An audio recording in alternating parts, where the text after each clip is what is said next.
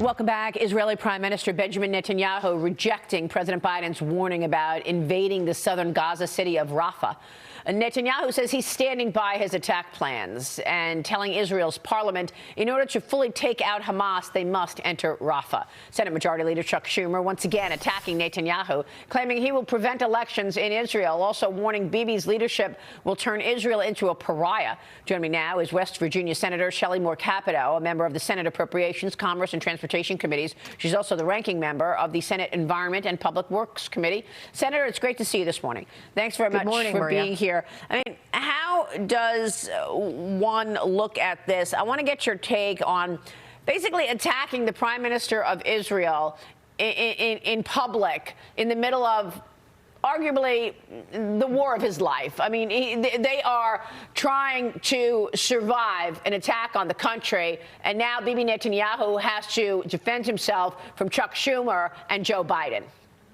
Well, I was astounded when Leader Schumer made his speech last week. I mean, Israel is a sovereign democracy. They should be determining when and how to move forward with elections. They should be determining who their leader is.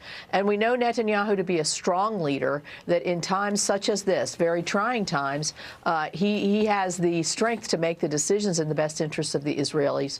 And so I think we ought to respect that. If the shoe was on the other foot and somebody was telling us when to have our elections and who to elect, we would say election interference, that's improper, and we shouldn't be, and they shouldn't be doing that. And I think this holds true in this case as well. And so yeah. I can't believe that Schumer's doubling down now, because I think he's been soundly criticized, in my opinion. Yes, he certainly has, and criticized from Bibi Netanyahu himself, who appeared on Fox News over the weekend, to basically said Rafah is where Hamas is right now. So if we're going to finish the job, we have to go where Hamas leadership is, and we know that they're in Rafah. So what is President Biden talking about, saying don't go into Rafah and do a ceasefire right now, when the Israelis say they know exactly where the Hamas officials are? Well, I think what President Biden is doing is what he always does. He's listening to the political left in his party, who are saying that they want to have a ceasefire, they want it to stop, and they don't want Israel to complete the job. But let's be, what kills me in this whole argument is nobody ever goes back to what happened on October the 7th. And if you were living in Israel and you saw and heard what happened there, why would you not want to eliminate the forces that were so brutally attacking the Israelis? And that's what they have to do in Rafah. I'm sure they will give warning. I'm sure they will do it as carefully and as strategically as they possibly can. But let's remember, Hamas shields themselves behind innocent people in tunnels under hospitals, under schools. And if they're not eliminated now, they will come back, because it's in their constitution to want to destroy the state of Israel. And by the way, we have not heard any officials or leadership of Hamas talk about releasing hostages. So all of this conversation about ceasefire, don't go into Rafah, comes at a time when they're not making any promises at all. Here's Bibi Netanyahu on Fox News on Sunday. Watch. I think Schumer's statements are wholly inappropriate. I think we're not a banana republic. The people of Israel will choose when they'll have elections, who they elect, and it's not something that will be foisted upon us. And, of course, he is sticking to that this morning. But I want to move on to some domestic issues, Senator. The Environmental Protection Agency expected to announce new guidelines today requiring car manufacturers to produce electric vehicles beginning in 2027. This push will also target gas-powered vehicle emissions. I know you're saying this all about Biden trying to control what type of cars Americans will buy. And the issue that I'm really battling with is the fact that it's not even resonating. Americans don't want these cars.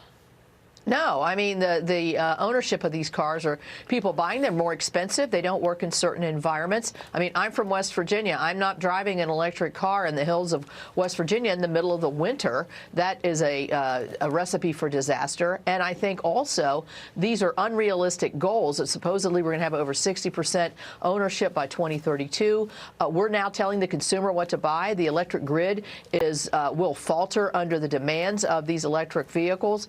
And you know, there's other issues associated with them. The weight of the car. How does this perform on the highway in terms of guardrails and other issues? So there's a whole host of issues, not the least of which the consumer can't afford them, doesn't want them, and they don't fit the patterns of many consumers across the country. Senator, let me get your take on the business at hand.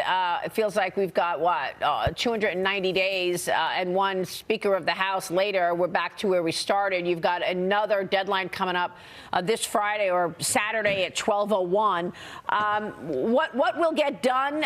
Will the $90 billion security supplemental package have a path, or are you do you have confidence that these remaining appropriations bills will be passed? Well, in the short term, I do believe the remaining appropriations bills will get passed. Now, whether they're passed the deadline, maybe onto Sunday, it appears now that the actual text of the bill won't be coming out until tomorrow. That pushes us back. You know, there's no way to govern absolutely up to the end every single time threatening of a government shutdown. But I do believe the appropriations bills will get passed, and we will move on from that. In terms of the supplemental, there's a lot of talk, I think, on the House side in terms of what we should be doing in terms of support for Ukraine. I think there's talk of maybe a lend-lease or a long-term rent or a long-term lease and purchase kind of an agreement to be able to get the help to Ukraine that they need. It also to be able to refurbish our own stockpiles. This is lost in this argument. The great majority of this money actually stays on shore here, and we use this to manufacture and replenish our own supplies, and that's absolutely critical. Well, it's a good point to make, because President Biden, I think, just showed us what a potential additional Democrat-led 4 years would look like when he came out with his budget. $5.5 trillion of new taxes and a military budget, defense budget, actually a decline when you consider where we are on inflation. So is that what a Biden next term would look like? $5.5 trillion of new taxes, a declining military budget, and a wide open border? You still have yet to make a difference, the Republicans, in terms of securing the border. Well, I think that will be part of the discussion, I think, as we move through these appropriations bills. I think it's important to note that the bills that we're going to be passing in the next several days does have a bump in defense and a cut in domestic spending. And so, you know, we are moving in the right direction ever so slowly and slightly in terms of spending. But I think also that we can't take another 4 years of this. I mean, I'm over on Environment and Public Works every day. It's a new rule. It's a new regulation. Right.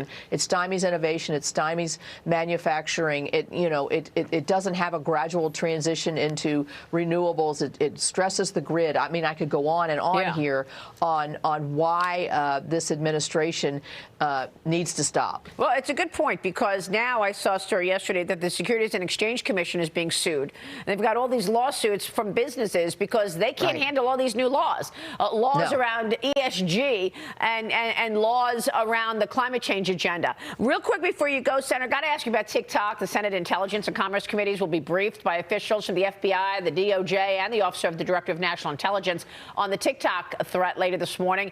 The Senate apparently still weighing whether or not to take up this bill that passed the House last week. It would force ByteDance to divest TikTok or risk being banned from the United States App Store. Senator, is this ever going to come to the floor in the Senate? I certainly hope so. With the overwhelming vote in the House, I think it needs to come. I am in favor of this. I think it's a national security issue. We have 11-year-olds calling our office because TikTok has informed them of who their senator is. So if you're going to tell me that they don't have the data to push their political agenda and other agendas in China, I think that presents a danger to us. So divesting is what we need to do, and I think we'll have a chance to vote on it. Well, when you say 11-year-olds calling the Senate, I mean, recently, wasn't there a TikTok influencer at the White House, and the TikTok influencer met with John Podesta to talk about... Apparently. Yeah, what happened? I don't know. The TikTok influencer world is sort of lost on me, but I do know what happens, and you can see this through these calls and other things, what happens when a nation, a communist nation, has your data, how they can push their own agenda, even through, younger people who are making these phone calls. I think it's a great illustration of why we need to do this. Yeah, I'm just not sure if Biden is looking at the national security issues or if Biden Biden is looking at the political votes, because this influencer, I'm told, went to the White House and met with John Podesta and told John Podesta, we will not vote for Biden unless he doubles down on more climate change agenda. And yeah, he wants that vote. Oh, everything he's doing is political. I mean, Yeah. let's look at the things we just talked about. Israel, this TikTok, the influencer there. I mean, it's all done through the, you know, he's going to be in Texas and the southern parts of the states. Obviously, everything is through a political lens, and it's not a good look for the country. We'll have to get used to that in this election year. Senator, good to see you. Thanks for joining us this morning. Nice we to see you, appreciate your Maria. time. Senator